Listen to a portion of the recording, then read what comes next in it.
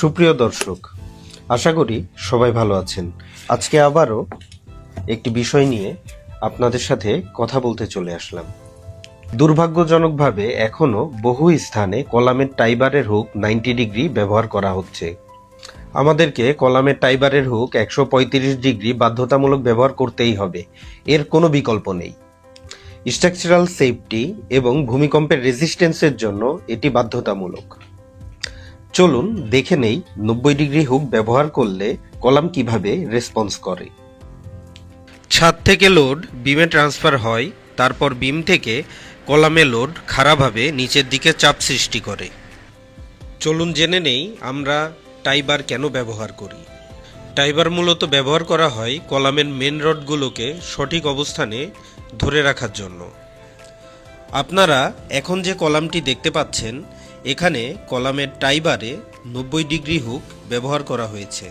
নিম্নমাত্রার ভূমিকম্পে অথবা হেভি লোডে শিয়ার ফোর্স এবং বাকলিং ফোর্স খুব দ্রুত বাড়ে।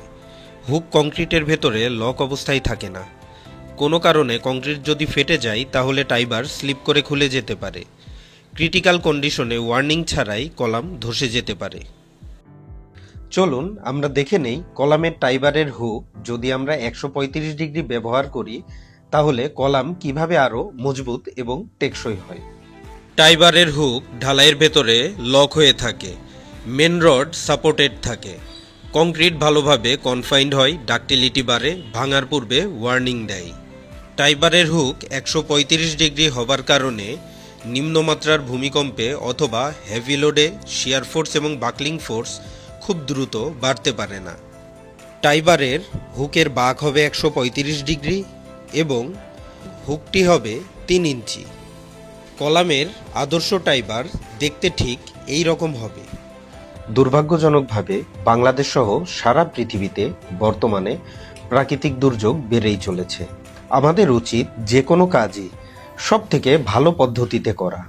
তাহলে আশা করি আপনারা বুঝে গিয়েছেন, সামান্য একটি টেকনিক ব্যবহার করার ফলে আপনার ভবনের কলাম আরও অনেক বেশি টেকসই এবং মজবুত হবে এবং হয়তোবা কলাম অনেক ক্রিটিক্যাল কন্ডিশনেও সার্ভাইভ করলেও করে যেতে পারে।